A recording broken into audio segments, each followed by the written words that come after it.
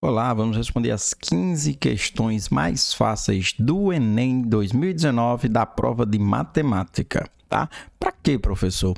As questões mais fáceis do Enem valem mais pontos, tá? A prova do Enem não é como a prova que a gente faz na escola, que cada questão tem uma nota lá já pré-estabelecida. No Enem funciona através do TRI, então quanto mais fácil uma questão, provavelmente mais gente vai acertar, senão não seria uma questão fácil. E quanto maior o número de acertos, no final das contas, mais essa questão vai ter pontos, tá? Mas ela vai valer pontos. Então, a ideia é que você faça a sua prova tentando achar ali as questões mais tranquilas possíveis, porque quanto mais fácil é uma questão para mim, mais ponto ela vai valer, tá bom? Então, funciona mais ou menos assim. Tem um vídeo aqui no canal explicando melhor como é que funciona essa TRI, você pode achar. Mas o interesse agora, estamos em reta final, é que a gente também não quebre mais cabeça tentando aprender conteúdo difícil, tentando fazer as questões mais pesadas, porque isso não vai contar muito ponto no final das contas, tá? Então, essa aqui é a parte 1. Logo em seguida já vai gerar a parte 2 para você, ou você pode clicar aqui na playlist que tem embaixo na descrição e procurar a parte 2. Também vou resolver a de 2020, também tem a de 2021, sempre as questões mais fáceis, tá? Então vamos lá, vamos começar e durante as questões eu vou falando por que é importante a gente sempre tentar responder essas questões mais tranquilas possíveis, tá? A prova de matemática começa na questão 136 e vai até a 180. Eu peguei um caderno azul de 2019 e fui folheando, tá? A questão parecia fácil, muito fácil, eu já ia circulando e já ia resolvendo, tá? A questão não era tão fácil, eu sabia o que fazer ali, mas via que ia dar trabalho, deixava para uma segunda passada nesse caderno, tá? Então, estou passando aqui como se fosse um aluno folheando a prova e fazendo as questões mais tranquilas possíveis, tipo essa 136, que é muito fácil. Vamos ler. Um grupo de países criou uma instituição responsável por organizar o Programa Internacional de Nivelamento de Estudos, o Enem, fazendo aquela contextualização toda antes de chegar nos finalmente, antes de chegar no que interessa. É muito bom também você ler primeiro o comando da questão, para já saber o que ele vai querer, tá? Mas estamos estudando, estou lendo aqui desde o começo. Em sua sede foi construída uma escultura suspensa por cabos de aço, de maneira que o espaçamento entre as letras adjacentes é o mesmo e todas têm a mesma espessura e ficam dispostas em posição ortogonal ao solo, conforme ilustrado na figura. Tá aqui, esse P-I-N-E. Tá? Ao meio-dia, ao sol a pino, as letras que formam essa escultura projetam ortogonalmente suas sombras sobre o solo. A sombra projetada no solo é, olha que questão legal, eu tenho aqui esse P, esse I, esse NE, existe espaçamento entre elas, tá? O texto diz, ó, o espaçamento entre as letras é o mesmo, então a distância do P para o I, do I para o N, do N para o E é o mesmo, ou seja, já não pode ser essa sombra aqui da letra A, tá? Não posso ter uma sombra contínua, porque senão as letras teriam pregadas uma na outra. Tá? Aí você diz, então pode ser a letra B, Mancinho? Não, tá? Não pode ser essa letra B, porque esse N aqui, apesar de ter esses dois pedaços aqui, que parece ser apenas essa sombra aqui, não, isso aqui também vai projetar uma sombra, tá? Então, você tem uma sombra contínua. Desse mesmo modo, não pode ser a letra C, porque o P não tem só essa perninha projetando sombra. Isso aqui também projeta uma sombra, tá? Então, eu vou ter também uma sombra aqui, tá? O E também projeta uma sombra e o I, claro, ele é mais fininho, né? Mais estreito, ele projeta uma sombra mais estreita. Então, só poderia ser letra E, o gabarito dessa questão. Tá? Eu tenho o P, o N e o E com mesma largura e o I, logicamente, um pouco mais estreito. Tá? Então, letra E, gabarito correto, super tranquila essa questão de projeção ortogonal. Próxima questão que eu achei muito tranquila foi a 139. Ó. Perceba, eu pulei da 136 para 139. E, professor, é porque você não sabia fazer a 137 e a 138? Não.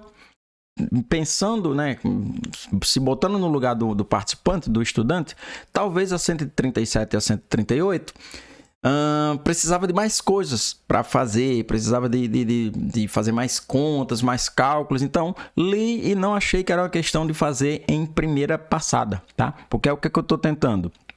tentando achar ali as questões mais tranquilas possíveis para mim, participante, então é a questão mais tranquila para todo mundo que está fazendo o Enem. Se eu tenho essa coerência, que o Enem pede muito essa tal dessa coerência pedagógica, acertar as questões mais fáceis, eu estou garantindo mais pontos para mim com menos questões, tá? Se eu fizer ali nessa primeira passada pelo caderno 17, 18 questões e foram as mais tranquilas, eu já estou com meus 500, 550 pontos garantidos. Depois eu volto para tentar subir essa nota, tá? Para fazer essas questões que vão dar mais trabalho, que não vão valer tantos pontos assim, tá?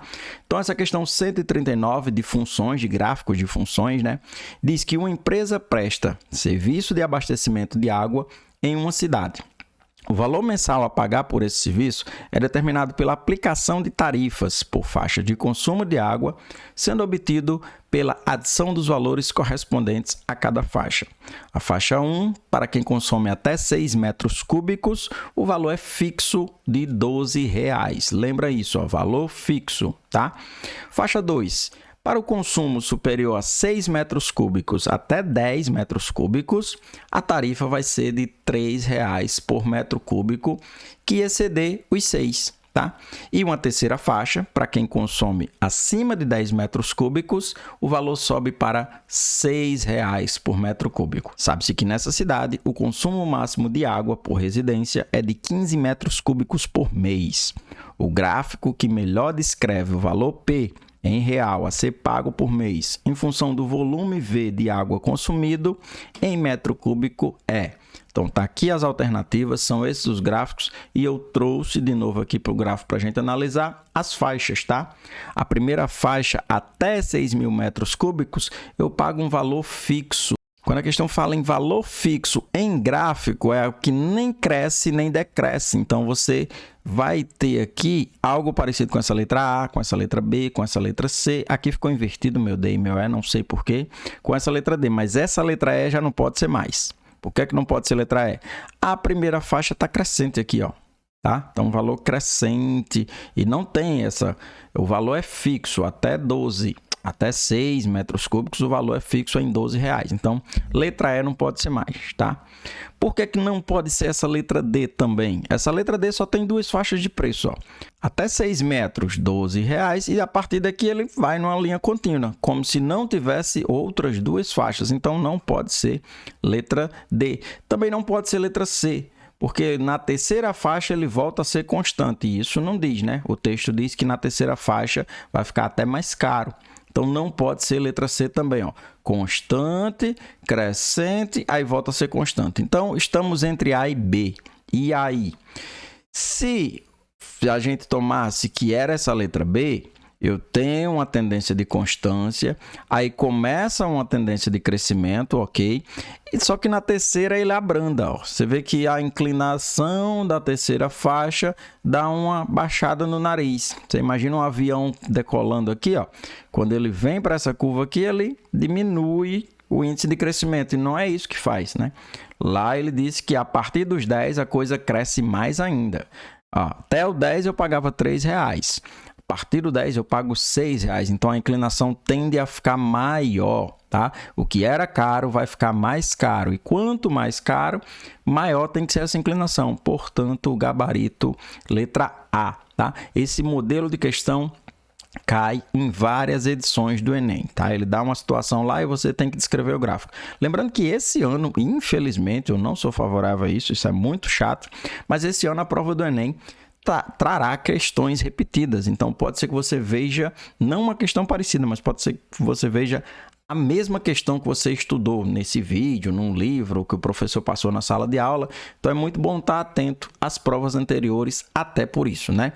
Isso tem que mudar. Para o ano que vem, o Enem tem que voltar a fazer o que sempre fez, sempre trazer questões inéditas, mas por descontrole recente lá no INEP, não cabe a gente entrar na discussão aqui, nem conseguir criar as questões novas conseguiram, né? Então, vão usar questões repetidas esse ano, o que é uma lástima. Vamos para a próxima questão, terceira questão do vídeo, tá? Eu vou parar na quinta e depois tem um segundo vídeo, um terceiro vídeo. Muito, muito fácil, notação científica. E eu digo isso muito aos meus alunos. Não é que a prova inteira do Enem é fácil. Eu sei que dá trabalho, eu sei que tem a pressão, são muitas questões e é muito texto para ler. Mas no meio dessas 45, vocês vão encontrar questões inacreditavelmente fáceis. Tá aqui uma, tá? O Enem, nem para dificultar a nossa vida um pouquinho, não fez, né? O Enem tem essa coerência também de não botar pegadinhas, de não tentar dificultar a nossa vida, ó. Deixou tudo arrumadinho, as potências todas negativas, não botou nenhuma potência positiva para tentar deixar alguém mais confuso. Só mesmo entender o que era notação científica, você ia chegar direto na alternativa correta, ó. A gripe é uma infecção respiratória aguda de curta duração causada pelo vírus influenza.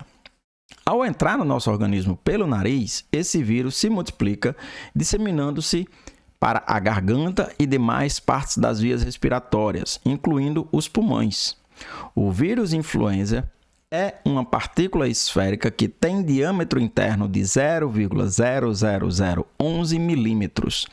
Em notação científica, o diâmetro interno do vírus influenza em milímetros é... Então, primeira coisa que a gente tem que reparar aqui se não houve pegadinha, mas não houve, tá? O Enem muito dificilmente faz isso, já que é uma prova que pede coerência pedagógica, não pode pregar pegadinha nas suas questões, ó. Ele fala do diâmetro interno e pergunta justamente sobre o diâmetro interno. Então, não tem nada com relação a dobro, a triplo, a metade, ok? Se esse diâmetro interno é 0,00011 e eu quero colocar em notação científica, né? Aqui eu nem precisei lembrar da regrinha geral de notação científica, né? Porque ele poderia botar aqui sem querer fazer assim, 0,11 vezes 10 a menos 3. Alguém poderia dizer, tá certo, andei 3 casas, menos 3, só que tá errado. Notação científica, o número que não é a potência 10 tem que ser maior que 1, menor que 10, tá? Então, não poderia também ser 11 vezes 10 a 4, a menos 4, a 5, a menos 5, a 6, a menos 6, tá? Não, o número tem que ser 1,1. Só que ele não fez nenhuma maldade de pregar essa peça, né? Ele trouxe a vírgula já para o lugar certo. O número tem que ser esse mesmo, tá? 1,1. Ou seja, eu peguei minha vírgula que estava aqui e andei com ela 1, 2, 3, 4 casas, da esquerda para a direita. Também nem precisei me preocupar. E agora? Andei da esquerda para a direita. Vai somar ou vai subtrair? Vai ficar negativo ou positivo? Porque todos estão negativos. Então, se eu andei 4 casas da direita para a esquerda, um número menor, transformei em um número menor, minha potência vai ficar negativa. Vai ficar menos 4. Então, o gabarito é a letra D. Veja que questão muito fácil, que caiu lá no Enem 2019 e pode cair de novo, tá? Quarta questão da nossa lista foi a questão 143, esqueci de verificar o pulo aqui, ó. Pulei da 139, não pulei, né? Fiz a 139 e nesse caderno, não quer dizer que em todos os cadernos a ordem é a mesma, tá? As questões variam aí conforme o caderno. Depois da 140, pulei para 143, ou seja, deixei para depois a 141 e a 142, tá? Não lembro nem quais são as questões, quais eram as questões, mas eu sei que não eram tão fáceis como essa próxima, 143, de novo gráfico, de novo funções, muito tranquilinha. Mas uma divisão simples você resolve essa questão, tá? Vamos a ela. Os exercícios físicos são recomendados para o bom funcionamento do organismo, pois aceleram o metabolismo e, em consequência, elevam o consumo de calorias. No gráfico, estão registrados os valores calóricos em quilocaloria gastos em 5 diferentes atividades físicas, em função do tempo dedicado às atividades, contado em minuto. Qual dessas atividades físicas proporciona o maior consumo de quilocalorias por minuto? Analisando aqui o gráfico, eu tenho que o eixo do Y, o vertical, são as quilocalorias. O eixo horizontal, o eixo do X, o tempo em minutos. Então, ele está dizendo aqui, ó, que o primeiro exercício foi consumido 20 calorias em 10 minutos. O segundo, 100 calorias em 15 minutos. Basta que eu faça todas essas divisões, dá para fazer de cabeça, mas eu vou notar aqui para a gente fazer cada uma delas e encontrar qual o maior consumo de calorias por minuto. Ó, na primeira, vai ser 20 em 10 minutos, que é super fácil, né? Todo mundo já sabe quanto é que dá, mas vamos fazer todas aqui e depois a gente sai resolvendo. A segunda, 100 em 15 minutos. Observe esse 100 em 15 minutos. A terceira, ó, 120 em 20 minutos. Então, vamos anotar isso. 120 em 20 minutos. Isso tudo dá para fazer de cabeça. Mas vamos anotar aqui, ó, alguém vai tirar print. A quarta, 100 em 25 minutos. E a quinta, 80 em 30 minutos. Vamos ver quanto é que dá cada um? 20 para 10, tranquilíssimo, 2 calorias por minuto. 100 para 15, não dá exato, mas não tem problema. Vai dar ali 6,6 quilocalorias por minuto. O 3, 120 para 20, dá 6 calorias por minuto. 100 para 25, vou ter 4 quilocalorias por minuto.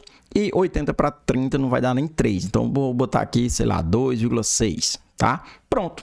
Qual o exercício mais eficiente? É esse aqui, ó. Gasta 6,6 quilocalorias por minuto. Portanto, o exercício 2, letra B, gabarito correto dessa questão 143. Para a gente finalizar esse vídeo dessa primeira parte, mas lembrando que eu estou respondendo as 15 mais fáceis. Então, logo em seguida, vai ter o vídeo 2, a gente dando sequência, mas é para o vídeo não ficar tão longo, eu só vou fazer 5 questões em cada, tá? Outra questão super fácil, matrizes, mas não tem nada com operação de matrizes aí. A gente só vai fazer uma coisinha que você vai entender assim que eu terminar de ler o texto, tá? Um professor aplica, durante os 5 dias úteis de uma semana, testes com 4 questões de múltipla escolha a 5 alunos. Os resultados foram representados na matriz, a ler a seguir. Nessa matriz, os elementos das linhas, ou seja, aqui na horizontal, representam a quantidade de questões acertadas pelos alunos. Ana, Bruno, Carlos, Denis e Érica. As linhas são os alunos, tá? Enquanto que as colunas, na vertical, são os dias da semana, de segunda a sexta, em que os testes foram aplicados. O teste apresentou maior quantidade de acertos, foi aplicado em qual dia da semana? Meu povo, esses aqui são os dias da semana, segunda, terça, quarta, quinta e sexta. O que é que a gente tem que fazer apenas nessa questão? E essa questão depois apareceu em 2020. Lógico, outra questão, mas a mesma coisa, uma matriz, eu tinha que somar as linhas. Em 2021, de novo, aí parece, se eu não me engano, tinham que somar as colunas. Então, sempre está aparecendo essa questãozinha. Uma matriz, ele dá lá o contexto, ou você tem que somar os elementos das linhas, ou você tem que somar os elementos das colunas. Então, aqui o que eu teria que fazer? Segunda-feira, 3, 6, 8, 11. 11 acertos na segunda-feira. Terça-feira, 2, 4, 6, 8, 10. Quarta-feira, 4, 6, 10 também. Quinta-feira, 1, 2, 5, 6, 10 de novo. E na sexta-feira, 2, 4, 6, 6 com 4, 10. Portanto, o dia da semana em que houve maior quantidade de acertos, segunda-feira, letra A, gabarito dessa 144 do caderno azul, tá? Vou parar por aqui, mas a gente segue no próximo vídeo fazendo outras 5 questões muito fáceis da prova de 2019. Se o vídeo foi útil, se gostou esse modo da gente fazer essas questões mais fáceis em reta final, deixa o like, se inscreva também no canal para o YouTube te avisar quando eu lançar vídeos novos relacionados a Enems, a concursos, tá? Bons estudos a todos e forte abraço!